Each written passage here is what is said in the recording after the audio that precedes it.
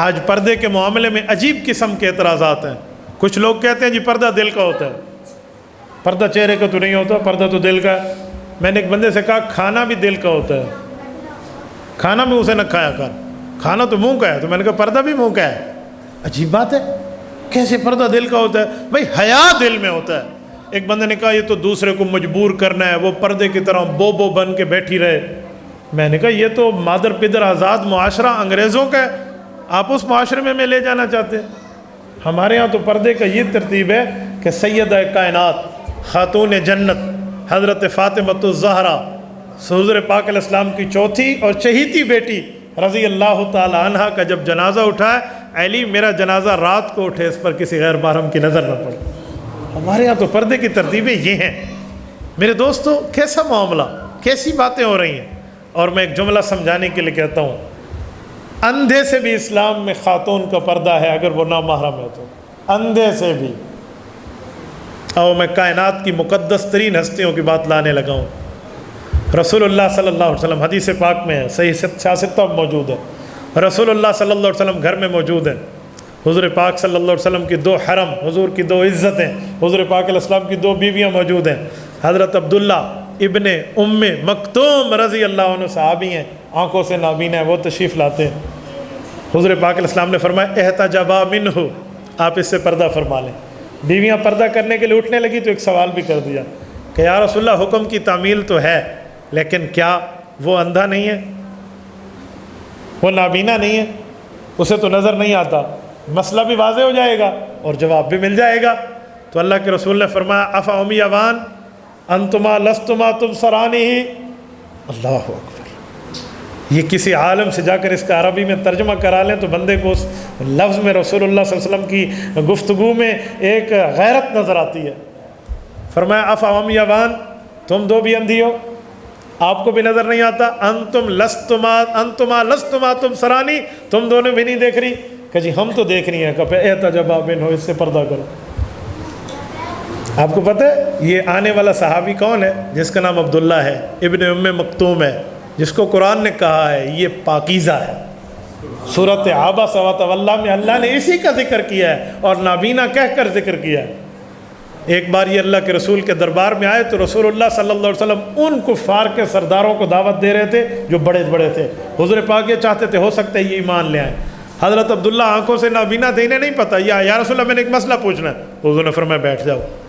ان کو نہیں سمجھ آئی کہ کوئی خاص میٹنگ چل رہی ہے حضور علیہ السلام کی. انہوں نے کچھ ٹائم بعد پھر پوچھا یا رسول اللہ میں نے ایک مسئلہ پوچھنا ہے. حضور نے فرمایا بیٹھ جاؤ. غصے سے ارشاد فرمایا نا تو بس یہ دل میں رونا شروع ہوا، اوہ مجھ سے تو اللہ ناراض ہو جائے گا، کیا ہو کر بیٹھا میں کیا کر بیٹھا.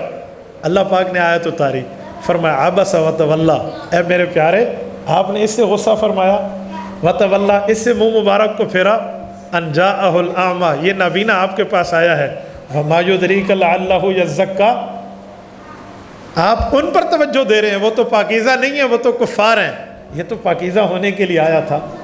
حضور پاک علیہ السلام نے اسے بلایا، آ جاؤ بیٹا جو مسئلہ پوچھنا ہے میں بتا دیتا ہوں.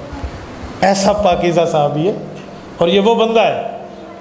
کئی موقعوں پہ اللہ کے رسول صلی اللہ علیہ وسلم جب جہاد کے لیے تشریف لے جاتے ہیں نا مدینہ کی زندگی میں، پیچھے مسجد نبوی کا امام اور خطیب بنانا پڑتا کہ اگر جمعہ ہوگا تو وہ جمعہ پڑھائے گا اور باقی نمازوں کے دن ہوں گے تو وہ نمازیں پڑھائیں گے. تو رسول اللہ صلی اللہ علیہ وسلم حضرت عبداللہ ابن ام مکتوم کو تو جہاد میں ساتھ نہ لے جاتے. قرآن کریم نے انہیں اجازت دی ہے، معذور ہیں، خصوصی افراد میں شامل ہیں. تو حضور علیہ السلام انہیں اپنا نائب امام بنا کر، نائب خطیب بنا کر مسجد نبوی ان کے حوالے کر جاتے. یہ عبداللہ ابن ام مکتوم ہے. اس سے پردہ اللہ کے رسول کن کو کرا رہے ہیں؟ جن کے لیے قرآن کریم کہتا ہے، یہ جو میں نے آیت خطبے میں پڑھی ہے، وَمَن يَقْنُتْ مِنْكُنَّ لِلَّهِ وَرَسُولِهِ وَتَعْمَلْ صَالِحًا نُؤْتِهَا أَجْرَهَا مَرَّتَيْنِ وَآتَدْنَا لَهَا رِزْقًا كَرِيمًا. نبی کی بیویوں تم میں جو تقوی دار ہے، اللہ تقوی دار بیویوں جو تم تقوی اختیار کر رہی ہو، وَتَعْمَلْ صَالِحًا اور نیک اعمال کر رہی ہو، نُؤْتِهَا أَجْرَهَا مَرَّتَيْنِ میں اللہ تم امہات المؤمنین سے وعدہ کرتا ہوں تمہیں ایک نیکی کا بدلہ ڈبل دوں گا. وَآتَدْنَا لَهَا رِزْقًا كَرِيمًا جب جنت میں آؤ گی میں نے تمہاری مہمان کی اکرامی کے لیے بہت خاص رزق تیار کر رکھا. یہ بیویاں رسول اللہ کی ہیں.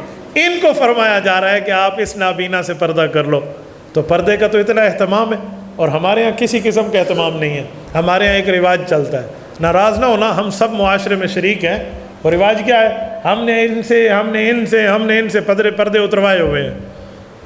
کوئی میری اتھارٹی ہے، کوئی میرا اختیار ہے کہ میں اپنی بیوی کا پردہ جس سے رکھوانا چاہوں، جس سے اتارنا چاہوں؟ یہ میرا اختیار نہیں ہے، میرے رب کا اختیار ہے۔ ہاں، میں وہ اختیار سنا سکتا ہوں، بتا سکتا ہوں، اظہار کر کے دکھا سکتا ہوں، میرا اختیار نہیں ہے کہ اس سے پردہ کراؤں گا، اس سے نہیں۔ آج کل لوگ سمجھتے ہیں شادی کے بعد جو خاوند کو اپنی بیوی پر حقوق حاصل ہوتے ہیں، ان میں ایک حق یہ بھی ہے کہ وہ جس سے پردہ کرائے اور جس سے نہ کرائے۔ جی نہیں، لوگ سمجھتے ہیں بچی پیدا ہونے اور بالغ ہونے کے بعد باپ کو یہ حق ہے کہ وہ جس سے پردہ کرائے، جس سے نہ کرائے۔ جی نہیں، یہ اللہ نے پہلے بتا دیا ہے کس سے پردہ ہے، کس سے نہیں ہے۔ باپ اور خاوند کا اس میں کوئی اختیار کا دخل عمل نہیں ہے، کوئی عمل دخل نہیں ہے۔ اس کی مثال تو ایسے ہے، کوئی کہے بس میں نے وضو کر لیا، اب صبح کی 1 رکعت پڑھوں یا 4 پڑھوں یا 6 پڑھوں یا 8 پڑھوں، میری مرضی ہے۔ ہم کہیں گے وضو کرنا تیری ذمہ داری، نماز کی رکعتیں کتنی ہیں وہ میرے اللہ نے واضح کی ہوئی ہیں، تیرا اختیار نہیں چلے گا۔ وہ تیری بچی پیدا ہوئی ہے یا بیوی آئی ہے، اس سے کس سے پردہ کرانا ہے، کس سے نہیں کرانا، اس میں تیرا کوئی عمل دخل نہیں ہے، وہ اللہ نے پہلے بتا دیا۔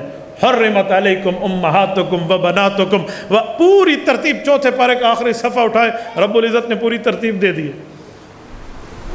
کس کس سے پردہ ہے؟ آپ عوام ہیں، میں آپ کو ایک لائن میں سمجھائے دیتا ہوں، آپ اس کو ہر جگہ اپلائی کر لیں تو بس فائنل ہو جائے گا کہ اس پہ لاگو ہوتا ہے یا اس پہ نہیں ہوتا۔ ہر اس شخص سے عورت کا پردہ ہے جس سے نکاح ہو سکتا ہے، یہ فائنل ہے۔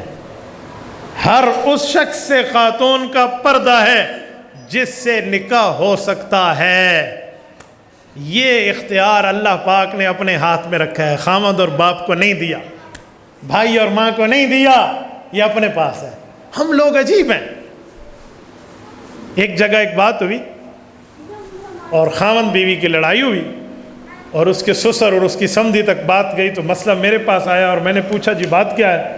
یہ ہماری بیٹی اس کے ساتھ بیاہ ہوئی ہے اور یہ ہماری بیٹی کو اس کے کزنوں کے ساتھ نہیں ملنے دیتا۔ میں نے خاوند سے پوچھا جی کیوں؟ انہوں نے کہا جی اس لیے نہیں ملنے دیتا، میری بیوی ہے، میرا اختیار ہے، میں جس سے ملاؤں یا جس سے نہیں ملاؤں۔ میں نے کہا تم دونوں غلط ہو۔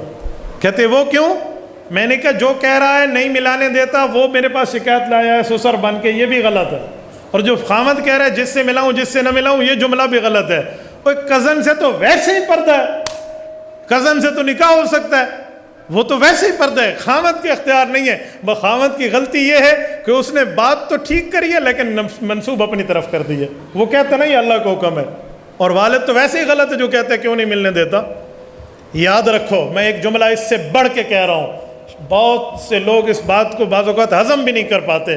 ہمارے فقہا نے یہ مسئلہ لکھا ہے فقہ کی کتب میں کہ ہر اس عورت کا اس عورت سے پردہ ہے جو عورت فاحشہ ہو اور جو عورت شریف ہو۔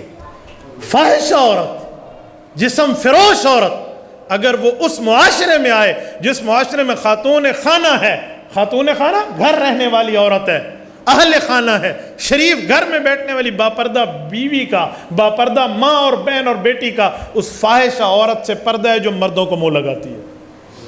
اسلام تو اس حد تک بات کرتا ہے، اس میں کوئی مرد اور کوئی عورت کا کوئی عمل دخل نہیں ہے، یہ اللہ نے پہلے فیصلہ فرما دیا۔ آپ کے گھر میں کوئی بچہ کس عمر تک آ سکتا ہے، اس میں بالغ نابالغ ہونے کو کیا آپ چیک کرتے پھریں گے؟ ہمارے پاس کون سا تھرمامیٹر ہے؟ وہ بچہ کہہ دے میں نابالغ ہوں، وہ بچہ کہہ دے میں بالغ ہوں، میں اس کا ماں باپ تو نہیں ہوں کہ میں نے اس کو دیکھا ہوا ہے غسل کرتا ہے یا نہیں کرتا، ہمیں کیا پتہ ہے؟ اسلام نے بہت آسان اصول دیا ہے، صحیح بخاری میں ہے، اس وقت اس بچے کا گھر میں پردہ کرا دیں جب اس کو عورت اور مرد کے معاملات میں انٹرفیئر سمجھ آنے لگے، جب انٹرسٹ اسے سمجھ آنے لگے نا بھئی یہ شادی ہوتی ہے، یہ مرد ہوتا ہے، یہ عورت ہوتے ہے، بیوی ہے، اتنی سمجھ بوجھ آ جائے نا تو اس کا پردہ کرا دیا جائے۔ ایسے بچوں کو اللہ کے رسول اپنے گھر میں بھی نہیں بھیجتے تھے۔ ایک بچے کو حضرت بلال رضی اللہ تعالی عنہ کے لیے رسول اللہ صلی اللہ علیہ وسلم نے حکم دیا ایک بچہ بلاؤ، بعض اوقات گھر میں کام ہوتے ہیں، میرے گھر میں بچہ جائے کام کر کے آ جائے۔ حضرت بلال ایک محنث کو لائے، شیمیل، جس کی کوئی مردانگی نہیں ہے، تھا بچہ، اسے بلایا گیا۔ رسول اللہ صلی اللہ علیہ وسلم نے ایک دن اس سے ایک عورت کے متعلق ایک بات سن لی، ہی تقبل باربع و تدبر بثمان، یہ علماء سے پوچھ لینا، یہ جملہ رسول اللہ صلی اللہ علیہ وسلم کے کان مبارک میں گیا نا، جس میں انٹرفیئروں سے کچھ سمجھ آ رہا تھا کہ یہ اب عورت مرد کے معاملات میں سمجھ بوجھ رکھتا ہے، تو اللہ کے رسول صلی اللہ علیہ وسلم نے فرمایا بلال آج کے بعد یہ گھر نہیں جائے گا، اس کا پردہ ہو گیا۔ میں شی میل کی بات کر رہا ہوں جس میں مردانگی بھی نہیں ہے۔ وہ کسی عورت کے آنے جانے پہ، بچہ تھا نا، یوں تبصرہ کر رہا تھا، بچگانے میں کیا، کوئی گناہ میں نہیں کیا، لیکن اس تبصرے میں سے بھی اللہ کے رسول نے پردہ قرار دیا ہے، تو اس سے خود اندازہ لگا لیں۔ اور ہم کیا سمجھتے ہیں؟ تبارك الذي نزل الفرقان على عبده ليكون للعالمين نذيرا